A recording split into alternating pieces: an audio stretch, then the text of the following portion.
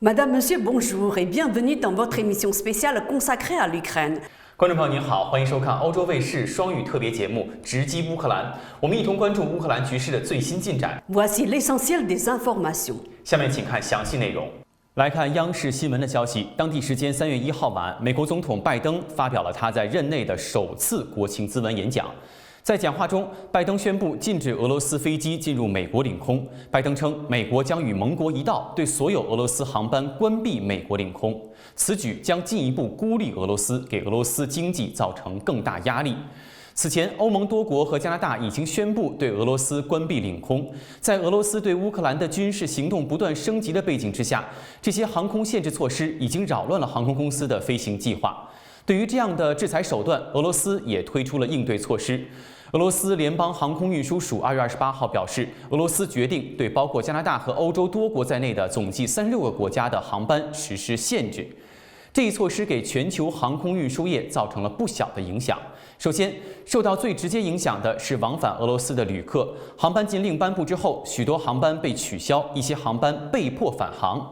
俄罗斯航空公司经过以上国家领空的部分航班不得不返回俄罗斯。其次，由于不少英国和欧盟国家出发的航班都会通过俄罗斯的空域来飞往亚洲，领空关闭会造成许多从欧洲到亚洲的航线必须改道，而这会大大增加飞行时间，增加飞机燃料成本。再次， 空域关闭和航班取消也开始影响货物运输，进一步加剧了全球供应链的困境。因为俄罗斯领空作为全球贸易的主要交汇点，许多货运公司的航班均会经过俄罗斯领空。按照价值计算，约有一半的全球贸易是通过航空进行运输的。 Au 16e jour du conflit militaire en Ukraine, Emmanuel Macron s'est exprimé depuis l'Élysée pour défendre son action, détailler sa stratégie et annoncer un plan de résilience pour faire face aux conséquences économiques de cette guerre. Emmanuel Macron a prévenu que la guerre allait s'installer. Les jours qui viennent seront vraisemblablement de plus en plus durs, a-t-il déclaré, et de saluer le courage du peuple ukrainien et du président Zelensky. Il est aujourd'hui à la tête de son peuple si courageux, le visage de l'honneur, de la liberté, de la bravoure. Pour Emmanuel Macron, Vladimir Poutine est le seul responsable. Ni la France, ni l'Europe, ni l'Ukraine, ni l'Alliance Atlantique n'ont voulu cette guerre, a-t-il martelé. C'est donc bien seul et de manière délibérée que le président Poutine a choisi la guerre. Il a dénoncé des argumentaires qui voudraient que cette guerre soit un conflit entre l'OTAN et l'Occident d'une part et la Russie d'autre part. La Russie n'est pas l'agressée, elle est l'agresseur. Cette invasion est, selon lui, le fruit d'un esprit de revanche nourri d'un discours révisionniste de l'histoire de l'Europe. Mais tout en ciblant son homologue russe, Emmanuel Macron a insisté. La France n'est pas en guerre contre la Russie. Nous sommes aux côtés de tous les Russes qui ont l'esprit de responsabilité et le courage de défendre la paix et qui le font savoir en Russie et ailleurs. C'est pourquoi j'ai choisi de rester en contact avec Vladimir Poutine. Objectif, obtenir un cessez-le-feu et prévenir la contagion et l'élargissement du conflit autour de nous. La déflagration causée par cette guerre aura des conséquences à long terme, a prévenu le président. Les équilibres de notre continent sont d'ores et déjà bouleversés par cette guerre et connaîtront des changements profonds dans les mois qui viennent, a-t-il averti. Concernant les réfugiés ukrainiens, qui sont déjà plus de 800 000 selon les Nations Unies, la France prendra sa part. Face aux conséquences économiques de cette guerre, Emmanuel Macron a déclaré « J'ai demandé au Premier ministre d'élaborer pour les prochains jours un plan de résilience économique et sociale pour répondre à toutes ces difficultés. » 新华社消息，俄罗斯总统新闻秘书佩斯科夫3月2号表示，俄方代表团已经准备好与乌方继续谈判。俄罗斯媒体当天援引佩斯科夫的话说，俄方已经准备好于当晚在会晤地点与乌方代表团继续进行谈判，但是他并未透露谈判的具体时间与地点。他说，俄方有关当前局势的立场已经非常明确。 俄罗斯总统普京已经多次就此表态，并在与其他国家领导人的通话当中进行了详细的阐述。当地时间3月3号，中央广播电视总台记者从俄乌会谈消息人士处了解到，乌方拒绝在别洛维日森林进行会谈，因为担心这地方的象征意义。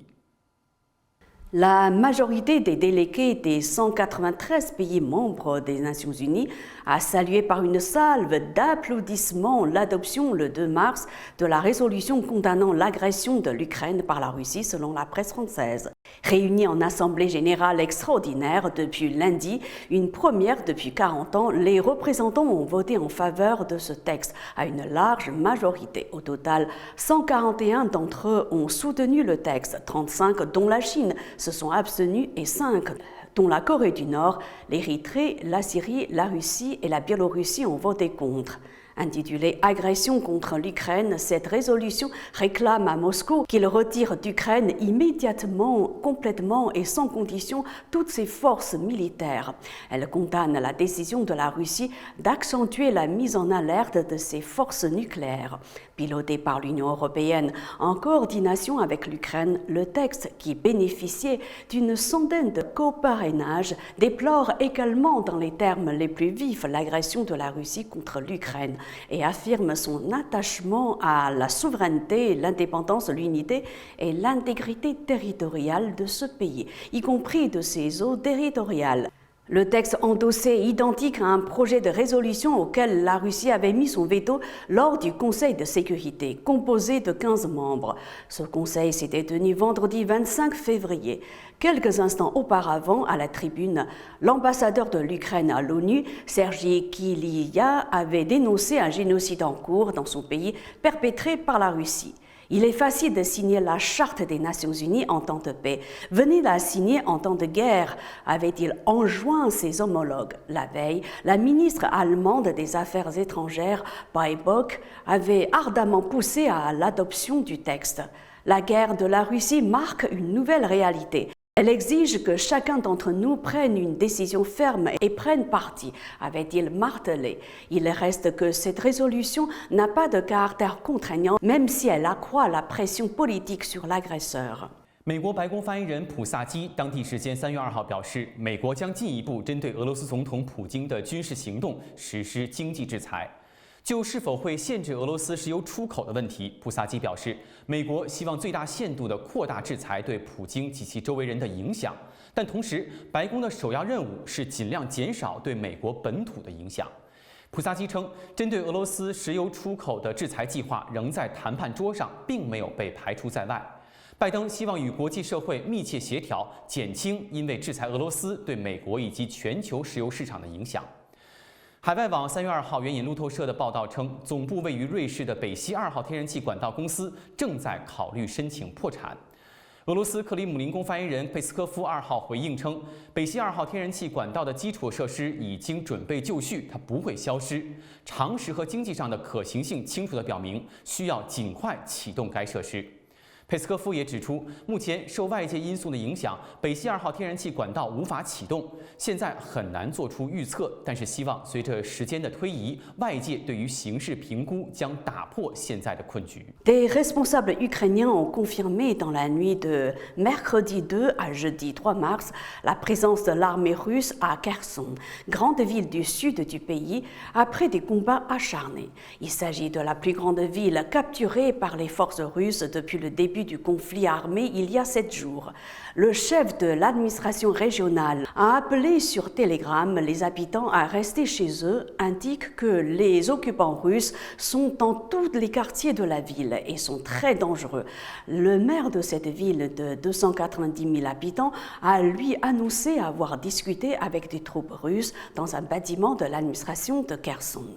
Nous n'avions pas d'armes et n'étions pas agressifs. Nous avons montré que nous travaillons à sécuriser la ville et essayons de parer aux conséquences de l'invasion, a-t-il dit dans un message sur Facebook. Nous rencontrons d'énormes difficultés avec la collecte et l'inhumation des morts, la livraison de nourriture et de médicaments, la collecte des ordures, la gestion des accidents, etc., a-t-il poursuivi. Il a assuré n'avoir fait aucune promesse aux Russes et simplement demandé de ne pas tirer sur les gens, annonçant également un couvre-feu nocturne dans la ville et une restriction de la circulation automobile. Jusqu'ici, tout va bien. Le drapeau qui flotte au-dessus de nous est ukrainien, a-t-il ajouté. C'est la fin de votre émission spéciale consacrée à l'Ukraine. Merci à vous de l'avoir suivi. Mandarin TV continue de suivre de très près l'évolution de la situation en Ukraine. À la prochaine. 感谢收看这一期的特别节目《直击乌克兰》，有关乌克兰危机的最新进展，欧洲卫视还会持续关注。咱们下期节目再见。